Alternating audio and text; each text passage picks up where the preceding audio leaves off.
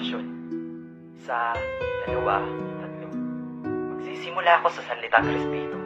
Respeto ng ibig ipakahulugan nito, magpapakahalaga sa mga bagay-bagay na meron tayo. Magdalaw ng utang na loob sa mga taong naging parte na ng mga pangarap natin sa mundo.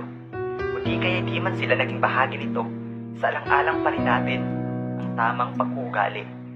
At huwag pairalin ang pagiging edukado, dahil ano pa nga ba ang silbi nito kung tayo mismo ay di marunong gumamit nito, kung tayo mismo ibinabasura ang mga pinag-aralan sa di makabuluhang pagtrato sa ibang tao. Tuturing pa ba tayo edukado?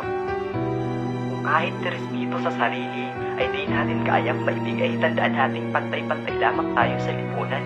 Maaaring nakahihingit ka sa kanila, pero pagdating sa karapatan, wala kahit isa dito ang makakalamang.